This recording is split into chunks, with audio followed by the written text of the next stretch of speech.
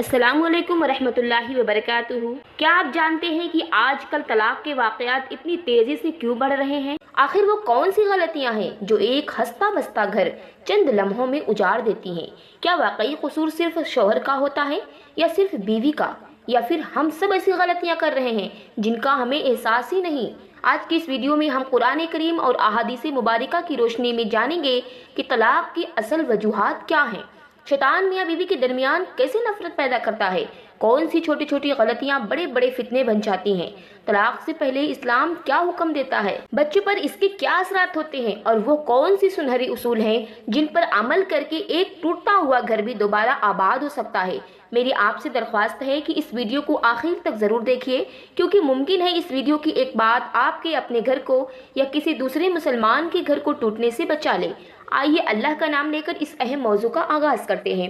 افسوس کی بات یہ ہے کہ پہلے جہاں طلاق کو آخری حل سمجھا جاتا تھا، آج معمولی اختلافات پر بھی رشتے ختم ہو جاتے ہیں، کبھی غصے میں، کبھی انا کی وجہ سے، کبھی دوسروں کی باتوں میں آ کر، اور کبھی دین سے دوری کی وجہ۔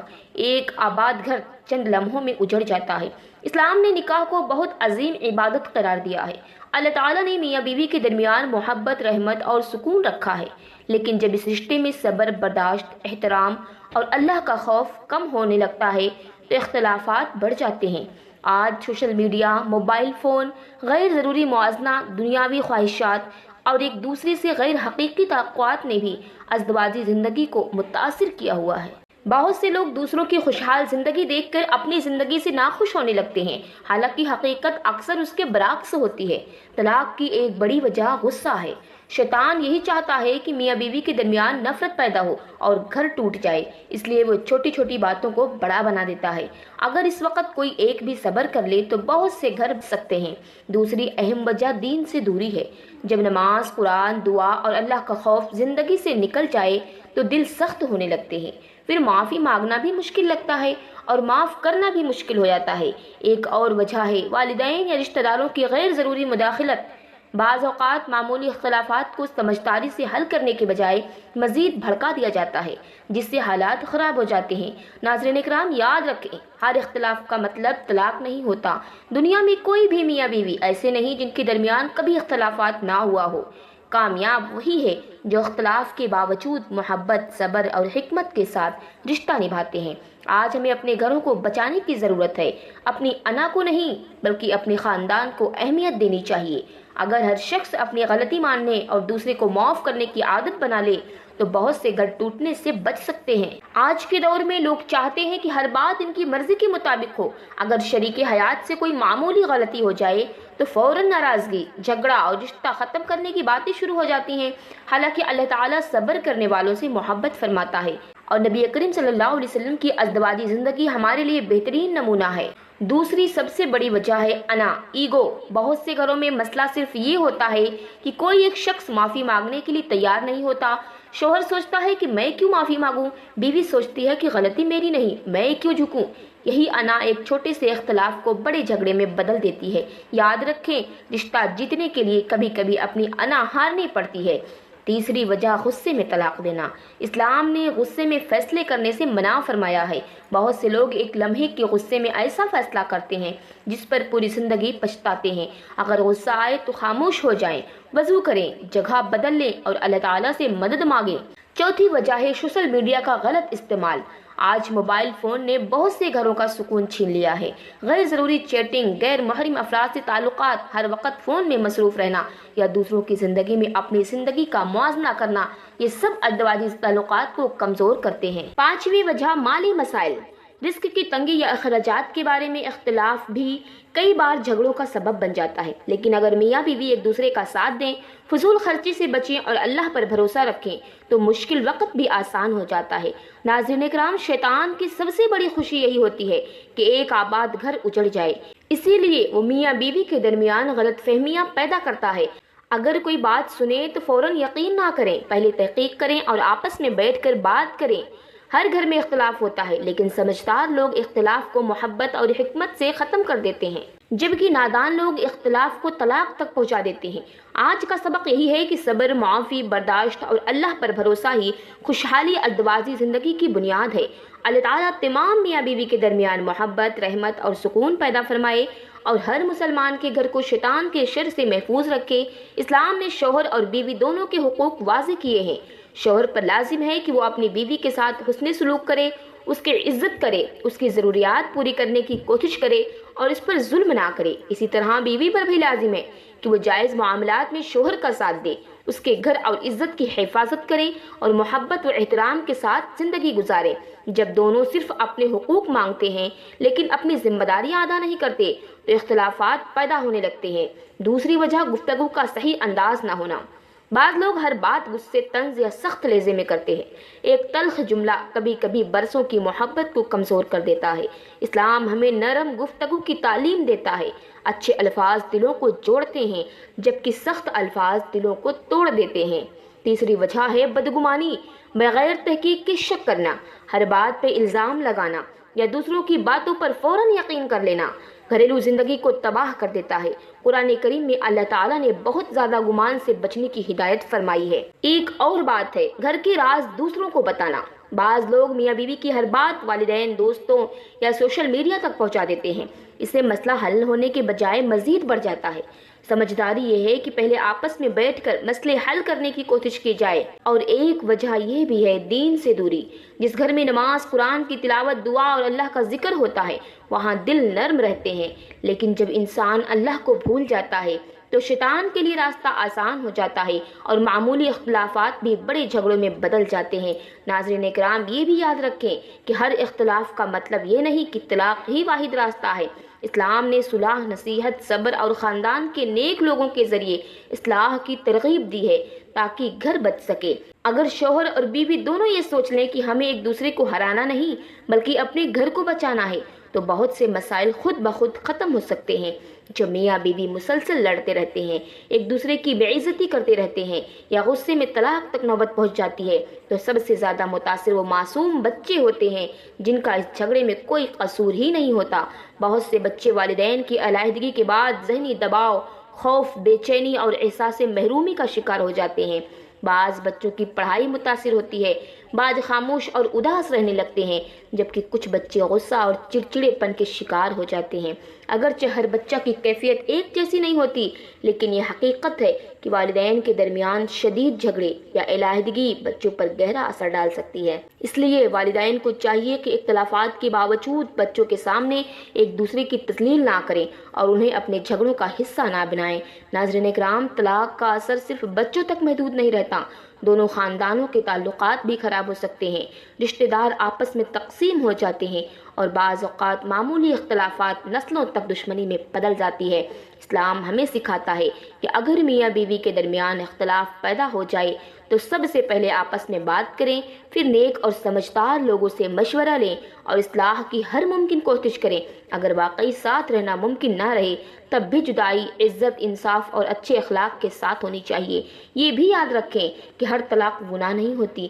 بعض حالات ایسے ہوتے ہیں جہاں ظلم، شدید نقصان یا ناقابل حل مسائل کی وجہ سے طلاق یا علیحدگی ہی بہتر راستہ بن جاتی ہے، لیکن صرف غصے، ضد، انا یا معمولی باتوں پر یہ فیصلہ کرنا درست نہیں ہے۔ آج ہمیں اپنے گھروں میں محبت، صبر، معافی اور اچھی گفتگو کو فروغ دینا ہوگا۔ ایک مسکراہٹ، ایک نرم جملہ اور وقت پر معافی مانگی گئی معافی ایک بار ٹوٹتے ہوئے گھر کو بچا سکتی ہے۔ اللہ تعالیٰ ہمیں اپنے گھروں کو محبت، رحمت اور سکون کا گہوارہ بنانے کی توفیق عطا فرمائے، میاں بیوی کے درمیان الفت پیدا فرمائے اور ہر مسلمان خاندان کو اختلافات اور شیطان کے فتنوں سے محفوظ رکھے۔ سب سے پہلے یہ بات ذہن میں رکھیں کہ نکاح صرف ایک سماجی معاہدہ نہیں بلکہ ایک مقدس عبادت ہے۔ اس کی بنیاد محبت، رحمت، اعتماد اور اللہ تعالیٰ کے خوف پر ہے۔ اللہ تعالیٰ فرماتا ہے اور اس کی نشانیوں میں سے یہ ہے کہ اس نے تمہارے لیے تم ہی میں سے جوڑے پیدا کیے تاکہ تم ان کے پاس سکون حاصل کرو اور اس نے تمہارے درمیان محبت اور رحمت پیدا کر دی ہے۔ یہ آیت بتاتی ہے کہ میاں بیوی کا رشتہ سکون کے لیے بنایا گیا ہے، جنگ اور مقابلے کے لیے نہیں۔ نبی کریم صلی اللہ علیہ وسلم نے فرمایا، تم میں سب سے بہتر وہ ہے جو اپنے گھر والوں کے لیے بہتر ہو، اور میں اپنے گھر والوں کے لیے تم سب سے بہتر ہوں۔ یہ حدیث ہر شوہر کے لیے ایک جملہ، ایک بہترین نمونہ ہے۔ طاقتور وہ نہیں جو غصے میں دوسروں کو دبا دے، بلکہ بہترین وہ ہے جو اپنے اہل خانہ کے ساتھ حسن اخلاق سے پیش آئے۔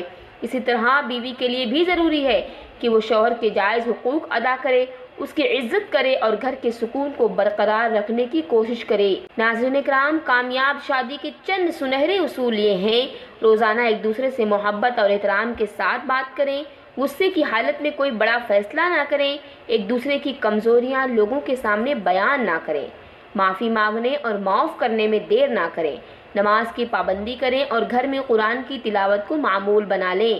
ہر مسئلے کو لڑائی کے بجائے بات چیت سے حل کرنے کی کوشش کریں۔ یاد رکھیں، شیطان کی سب سے بڑی کوشش یہی ہوتی ہے کہ وہ میاں بیوی کے درمیان نفرت پیدا کر دے۔ اس لیے جب بھی اختلافات ہو، فوراً طلاق کا لفظ زبان پر نہ لائیں، بلکہ اللہ سے دعا کرے، وضو کرے اور معاملے کو ٹھنڈے دل سے حل کرے۔ اسلام نے طلاق کی اجازت ضرور دی ہے، لیکن اسے پسندیدہ عمل نہیں بتایا۔ اس لیے جب تک اصلاح کی امید باقی ہو، صلح کی کوشش جاری رکھنی چاہیے۔ ہمیں چاہیے کہ اپنی اولاد کو بھی بچپن سے نکاح کی اہمیت، صبر، برداشت، حسن اخلاق اور ازدواجی حقوق کی تعلیم دیں، تاکہ آنے والی نسلیں مضبوط خاندان قائم کر سکیں۔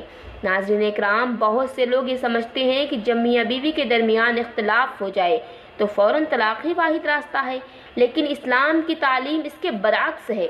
اسلام چاہتا ہے کہ جہاں تک ممکن ہو ٹوٹتے ہوئے گھر کو بچایا جائے۔ قرآن کریم میں اللہ تعالیٰ ارشاد فرماتا ہے کہ اگر تمہیں میاں بیوی کے درمیان اختلاف کا اندیشہ ہو تو ایک منصف مرد کی خاندان سے اور ایک منصف عورت کی خاندان سے مقرر کرو۔ اگر وہ دونوں اصلاح چاہیں گے تو اللہ ان کے درمیان موافقت پیدا فرما دے گا۔ سورہ نساء آیت نمبر 35۔ اس آیت سے معلوم ہوتا ہے کہ طلاق سے پہلے صلح اور اصلاح کی پوری کوشش کی جانی چاہیے۔ افسوس کی بات یہ ہے کہ آج معمولی باتوں پر لوگ خاندان کے بڑوں یا کسی سمجھدار عالم دین سے مشورہ کیے بغیر ہی رشتہ ختم کرنے کا فیصلہ کر لیتے ہیں اور بعد میں پچھتاتے ہیں۔ ناظرین اکرام، غصہ ازدواجی زندگی کا سب سے بڑا دشمن ہے۔ نبی کریم صلی اللہ علیہ وسلم نے ایک شخص کو بار بار نصیحت فرمائی، غصہ نہ کرو۔ یہ مختصر نصیحت اپنے اندر بہت بڑی حکمت رکھتی ہے۔ کتنے ہی گھر ایسے ہیں جو صرف اس لیے ٹوٹ گئے کہ ایک لمحے کی غصے پر قابو نہ رکھا جا سکا۔ ایک اور اہم مسئلہ یہ ہے کہ بعض لوگ ہر جھگڑے میں طلاق کا لفظ بطور دھمکی استعمال کرتے ہیں۔ یہ انتہائی خطرناک عادت ہے۔ مسلمان کو اپنی زبان کی حفاظت کرنی چاہیے، کیونکہ بعض اوقات ایک جملہ پوری زندگی بدل دیتا ہے۔ اسی طرح بعض لوگ دوسروں کے گھروں میں اپنی زندگی کا موازنہ کرتے رہتے ہیں۔ سوشل میڈیا پر لوگوں کی خوشیاں دیکھ کر یہ سمجھ لیا جاتا ہے کہ سب کی زندگی کامل ہے، جبکہ حقیقت یہ ہے کہ ہر گھر میں آزمائشیں ہوتی ہیں۔ کامیاب وہ ہیں جو انہیں صبر اور حکمت سے سنبھالتے ہیں۔ اگر شوہر سے غلطی ہو جائے تو اسے معافی مانگنے میں شرم محسوس نہیں کرنی چاہیے، اور اگر بیوی سے غلطی ہو جائے تو اسے بھی انا کی وجہ سے معافی سے انکار نہیں کرنا چاہیے۔ معذرت اور میں تمہیں معاف کرتا ہوں یا کرتی ہوں جیسے الفاظ کئی ٹوٹتے ہوئے رشتوں کو بچا سکتے ہیں۔ یہ بھی ضروری ہے کہ میاں بیوی ایک دوسرے کے لیے دعا کریں، تہجد میں، سجدوں میں اور ہر نماز کے بعد اللہ تعالیٰ سے اپنے گھر کی سکون کی دعا مانگے۔ جس گھر میں اللہ سے تعلق مضبوط ہو وہاں مشکلات کا مقابلہ کرنا آسان ہو جاتا ہے۔ آخر میں ایک بات ہمیشہ یاد رکھیں، طلاق ایک جائز عمل ہے، لیکن اسے معمولی بات نہیں سمجھا جانا چاہیے۔ جب تک اصلاح، صلح اور باہمی گفتگو کی امید باقی ہو، ان تمام راستوں کو اختیار کرنا۔ ناظرین کرام، آج ہم ان غلط فہمیوں کی بات کریں گے جن کی وجہ سے بہت سے گھر برباد ہو جاتے ہیں۔ افسوس یہ ہے کہ بعض اوقات لوگ قرآن و سنت کی صحیح تعلیمات سے زیادہ معاشرے کی باتوں پر یقین کر لیتے ہیں۔ پہلی غلط فہمی ہوتی ہے، طلاق دینا اور مردانگی کی نشانی سمجھتے ہیں لوگ۔ بعض لوگ سمجھتے ہیں کہ غصے میں فوراً طلاق دے دینا طاقت یا غیرت کی علامت ہے، حالانکہ اسلام ہمیں غصے پر قابو پانے اور حکمت سے فیصلہ کرنے کی تعلیم دیتا ہے۔ اصل بہادری اپنے نفس پر قابو پانا ہے، نہ کہ غصے میں گھر اجاڑ دینا ہے۔ آخر میں ہماری دعا ہے کہ اے اللہ ہمارے گھروں میں محبت، رحمت اور سکون عطا فرما، میاں بیوی کے دلوں میں ایک دوسرے کی محبت پیدا فرما، ہمیں غصے، انا، حسد اور شیطان کی فتنوں سے محفوظ فرما، جن گھروں میں اختلافات ہیں ان میں صلح اور خیر پیدا فرما دے، جن کے گھر ٹوٹ چکے ہیں انہیں صبر اور بہترین بدلہ عطا فرما، ہماری اولاد کو نیک، صالح اور فرما بردار بنا اور ہمارے تمام گھروں کو جنت کا نمونہ بنا دے، آمین یا رب العالمین۔ اگر آپ کو یہ ویڈیو فائدہ مند لگی ہو تو اسے ضرور شیئر کریں، کیونکہ ہو سکتا ہے آپ کے ایک شیئر کی وجہ سے کسی کا گھر ٹوٹنے سے بچ جائے۔